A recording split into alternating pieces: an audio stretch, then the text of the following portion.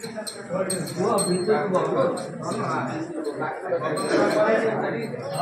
साहब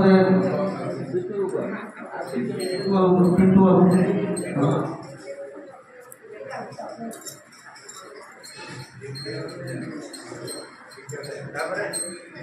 द्वितीय जी YouTube channel Shankar बेरा महोदय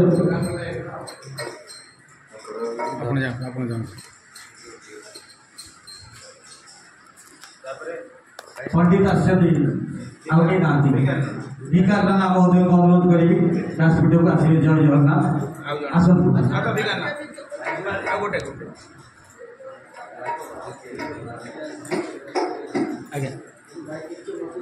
हाँ जुगले इतने साइड दे दे भाई ना बहुत जाएगा ये स्कूल नौकरी है बहुत दिन बाद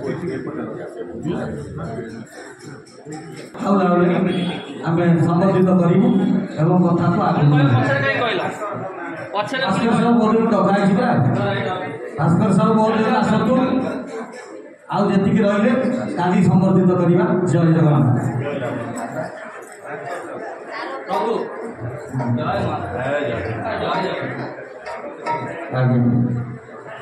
जय जगन्नाथ अनुरोध करी महाराज को से कथा प्रसंग रखी कथा जय जगन्नाथ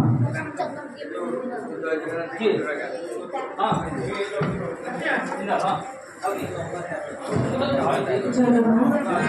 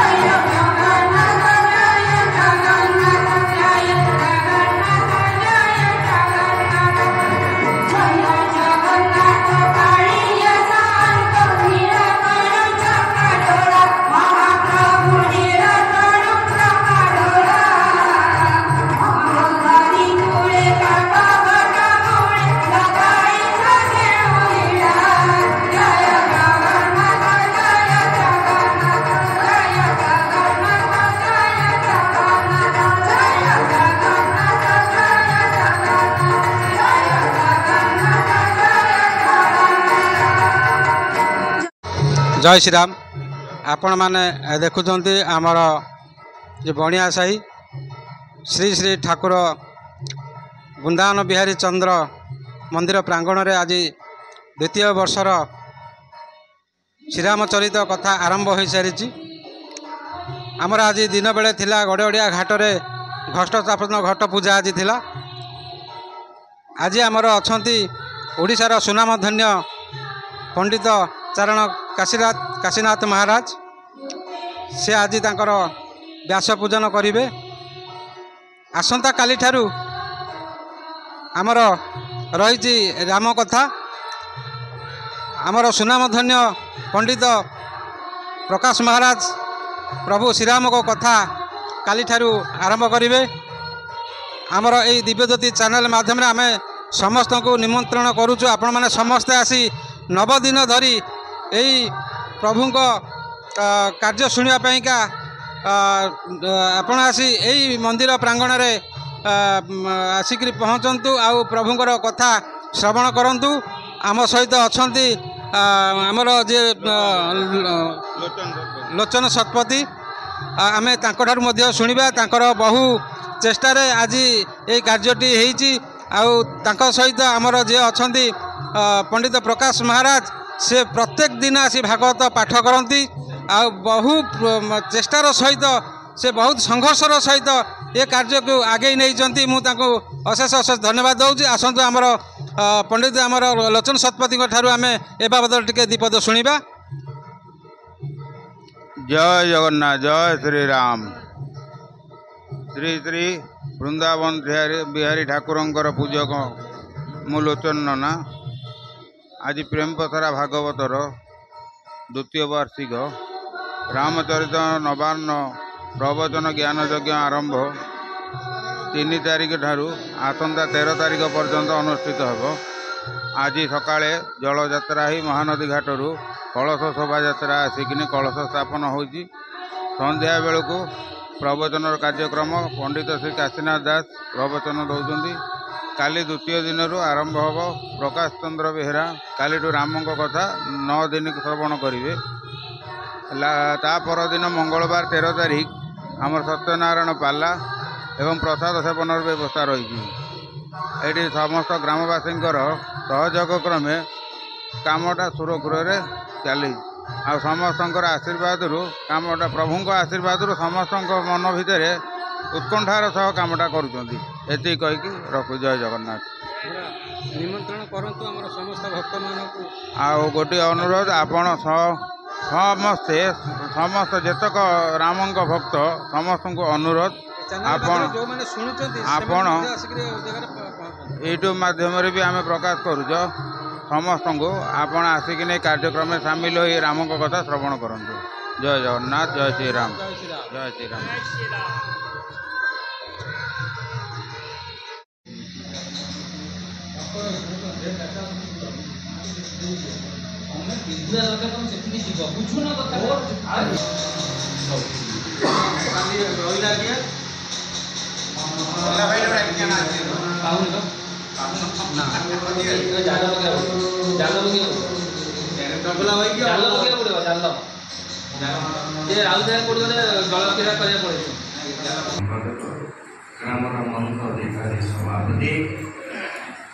एवं राम कथा प्रसंग आदि उद्घाटन दिवस स्वतंत्र व्यास जी महाराज एवं जो मैंने 9 दिन धरी भगवान राम कथा श्रवण करेंगे सहित वाद्ययंत्र सेवा मुना एवं भाई सुंदर साउंड परिवेशन करुवा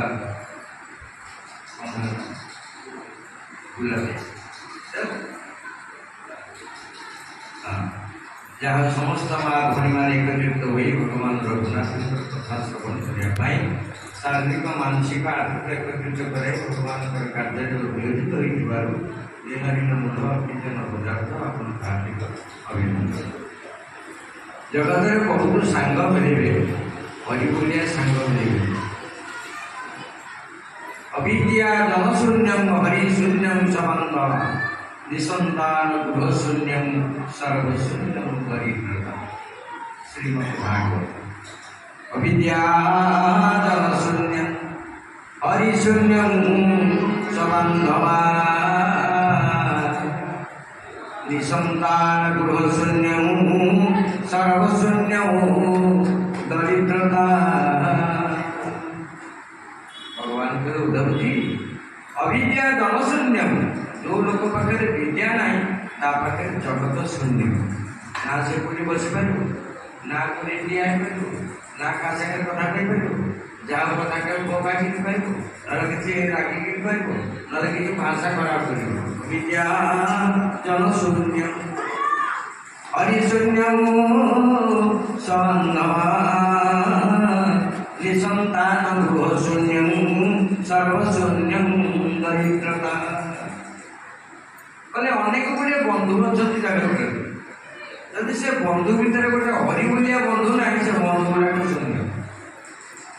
आम सब कुआदिया बंधु संगात बंधु मित्र बंधु अनेक बंधु बंधु समझ की कहा जाए ना बंधु कह समस्ते की बंधु कह न जाई पारे। से सुदामा जी महाराज भगवान पाखु गला बेले पत्नी की कहले खाली हाथ में मुझे मत कि दिय खाली हाथ में क्या आसि आसी था बड़ा नमस्कार कर प्रभु खाली हाथ आसी काली तुम आसबि ना खाली हाथ गले बंधु द्वार को शून्य हस्त हुए जन्म जन्म से जहाँ पाखे पैसा नहीं अर्थ मिलूनी से देना तेणु भगवान पाखे खाली गले ए सत्संग गोटे टाइम पास नुहे मनीष तैयारी करवा जंत्र गोटे कारखाना सुंदर मनीष मो आगे बचती लावण्य माँ श्याम भक्ति बसरा 26 वर्ष सत्संग